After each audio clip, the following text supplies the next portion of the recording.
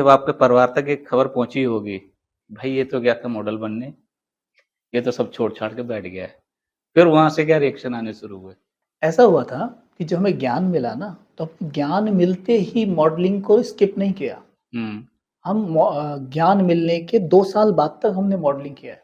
पर क्योंकि मैंने कहा ना चुनाव करके करने लग गया, यहाँ पे थोड़ा मेरे को कुछ करना नहीं पड़ेगा।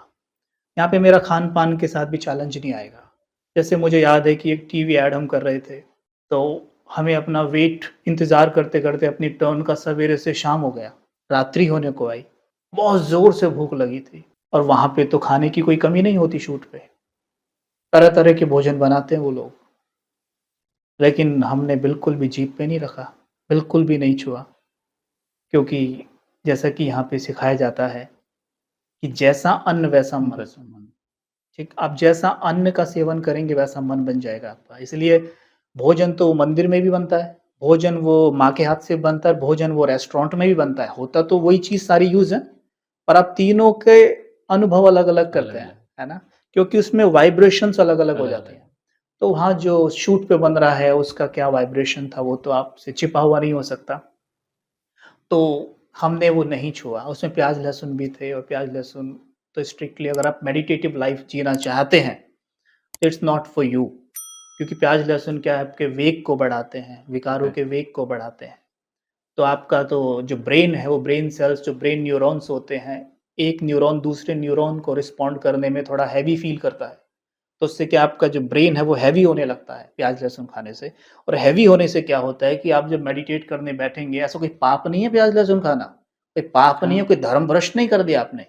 लेकिन हमें क्या होगा कि हम जब मेडिटेशन करने बैठेंगे, हमारा मेडिटेशन हो ही नहीं पाएगा, इतना हैवी फ़ील होता रहेगा।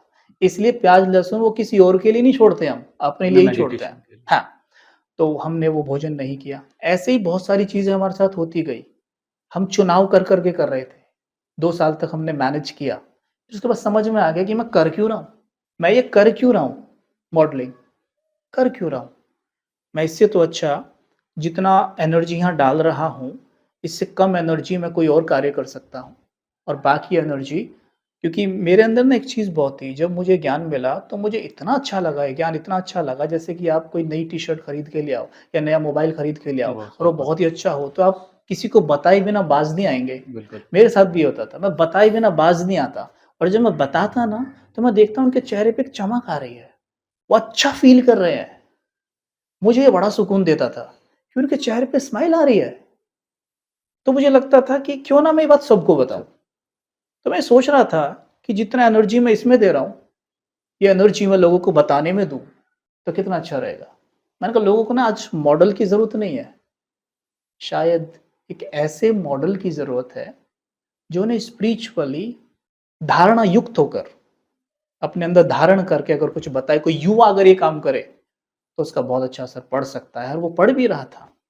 अब बात उस पे आते हैं कि परिवार का क्या रिएक्शन था। तो ये करते हुए मॉडलिंग तो हम कर ही रहे थे और हमें जैसे ज्ञान मिला तो हमने आपको बताया कि हम रोक नहीं पाए खुद को बताने में, तो हमने सिस्टर को, माता-पिता को, भाई को, सबको बताया। सबसे ज़्यादा डर हमारे बड़े भाई को ही था, ये तो बाबा बन जाएगा। हाँ, ये हुँ, बाबा बन जाएगा, ठीक है। और किसी को नहीं था ऐसा कुछ कि ये तो बाबा, उसे लगता था कि मतलब स्पिरिचुअलिटी मतलब बाबा बन बाबा जाना। ये सबसे बड़ा मिथ है लोगों का। राइट, ये सबसे बड़ा मिथ है कि आपको स्पिरिचुअल तब होना है जब आप बूढ़े हो जाओ। ये बताइए आप मुझे, स्पिरिचुअलिटी शब्द बना है स्पिरिट से और राइट, स्पिरिट का मतलब होता है रूह, आत्मा। यानी कि जो व्यक्ति खुद का ज्ञान रखता है, अपने बारे में जानता है कि मैं कौन हूं, मेरी शक्तियां क्या हैं, वो स्पिरिचुअल है। तो मुझे ये बताइए, खुद के बारे में जानना बुढ़ापा होना चाहिए या बचपन होना चाहिए? बचपन से ही क्योंकि जो चीज़ आप बचपन से आप पढ़ेंगे, वो आपकी ताउम्र आपके साथ क्या जाएगी। अगर ये स्पिरिचुअल एजुकेशन बच्चे को बचपन में दे दी जाए, तो उसकी जवानी और बुढ़ापा कैसा होगा और वो समाज के लिए कितना कुछ कर जाएगा। पर हमारे माइंड की प्रोग्रामिंग है 60 जब लगी लाठ, तब ये करना है आपने, राइट? तो ये तो अब वो लाठ, उसको लाठ लग गई है, वो खुद ढंग से चल नहीं पा रहा है। तो स्पिरिचुअल होकर भी समाज के लिए क्या कर पाएगा वो? लेकिन अगर ये एक युवा को, एक बच्चे को मिल जाए तो क्या कर डालेगा? कहा था ना कि स्पिरिचुअल एजुकेशन मन को भोजन और दूध देती है और एजुकेशन खिलौने देती है, दोनों ज़रूरी हैं। लेकिन अगर स्पिरिचुअल एजुकेशन नहीं दी, सिर्फ एजुकेशन दी, तो आज वो हाल होगा जो हो रहा है। डब्ल्यूएचओ ने बोला है कि भारत डिप्रेशन की लिस्ट में नंबर 1 है विश्व में और हैप्पीनेस इंडेक्स हमारे देश का 126वें नंबर पे है। अभी आया था रिसेंट में। हाँ, 136 देशों के सर्वे में पाया कि 126वें नंबर पे हमारा देश है हैप्पीनेस इंडेक्स में। तो ये क्यों हुआ फिर? अगर 60 लाख के बाद ही आप ये ज्ञान लेंगे तो यही होगा ना फिर तो। ये बच्चों को दीजिए फिर देखिए क्या होता है। लेकिन माइंड की प्रोग्रामिंग है। हम आपको स्पष्ट बताना चाहें कि जब मॉडलिंग करते थे, हमारे बहुत सारे कज़न ब्रदर्स हमारे खुद के बड़े भाई और बहुत सारे लोग हमारा बड़ा सम्मान करते थे, यानी कहीं रिगार्ड रखते थे। लेकिन जब हमने ज्ञान लिया ना थोड़ा-सा, तो सबसे पहले इंसल्ट करने वाले वही थे, अपमानित करने वाले वही थे, ठीक?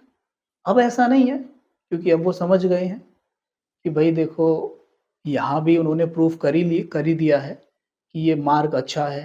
क्योंकि जीवन जब देखते हैं ना, वर्षों से देख रहे हैं अब तो इसमें भी उनके मन में रिगार्ड आने लगा है, लेकिन बड़ी मेहनत करवाई है। कहते हैं जब बदलाव आता है तो स्ट्रगल तो करना पड़ता है। बड़ी मेहनत करवाई है, तो ये है।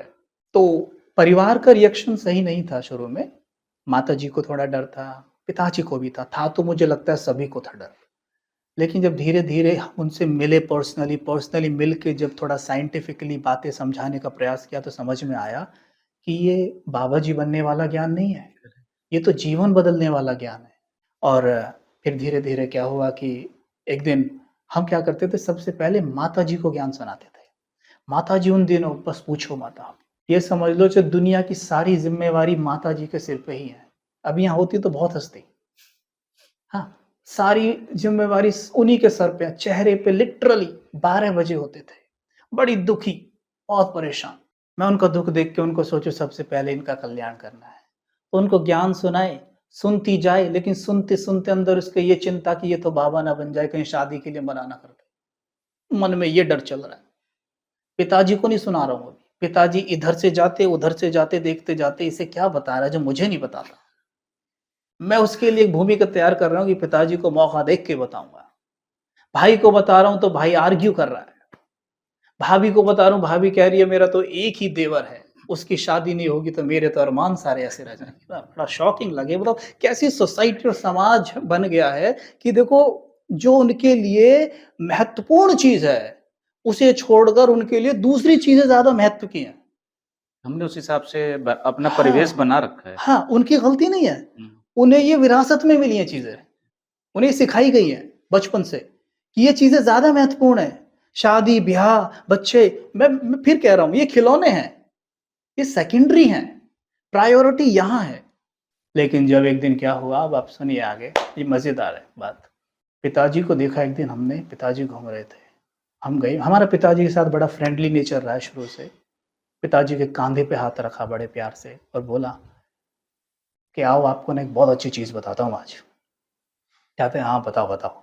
बैठ के सीधा डायरेक्ट सृष्टि चक्र उठा के स्वास्तिक को समझाते हुए, वो परमात्मा शिव के भक्त पहले से रहे हैं, परमात्मा शिव की महिमा करते हुए, ये बताते हुए उनको केवल 10 मिनट स्वास्तिक समझाया। 10 मिनट में आत्मा ज्ञान के अंदर, 10 मिनट में ज्ञान में आ गई। उनको निश्चय बैठ गया, उन्होंने वहीं कह दिया कि अगर भगवान आएगा तो इसी समय आएगा, वरना आएगा ही नहीं। मुझे बड़ा आश्चर्य हुआ कि इतना पक्का निश्चय इतनी जल्दी कैसे हो सकता है? मुझे लगा शायद कोई भ्रम है। लेकिन हुआ क्या, वो तभी से डेली मुरली सुनने लग गए। हाँ। वो मुरली सुने और माताजी क्या करे, कान में उँगली लगाकर, रात को मुरली सुनते थे, वो लेटी होती थी, फिर कान में उँगली लगा के सो जाए, क्योंकि उसमें कुछ विनाश की बातें आती हैं। और जब विनाश की बातें आती तो माताजी भी बताती हैं, हँसती हैं कह के कि मैं सोचती कि अभी तो नया घर बनाया है, बताओ इसका क्या होएगा?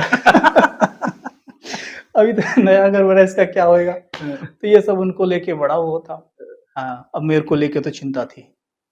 अब देखो क्या हुआ, एक दिन क्या हुआ, हम बैठ के मेडिटेशन कर रहे थे रात को, तो पिताजी हमारे पास आके बोलते हैं, "ये कबीर, देखना वो आपकी जो माताजी हैं, आपकी माँ हैं, उनको कोई प्रॉब्लम है, कुछ देखना आके।"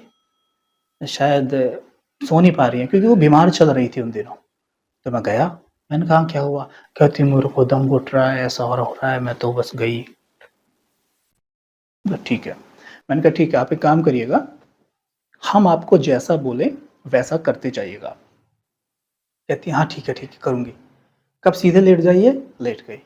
हमने तुरंत क्या किया, शिव बाबा से मन ही मन बातें शुरू कर दी कि बाबा आज मौका है, आज मौका है, आप इन्हें टच करिए, ये मौका है। देखो आपने कहा है ना, वो महावाक्यात है ना कि मुझे कोई याद करे दिल से तो मैं तुरंत वहाँ हाजिर हो जाता हूँ।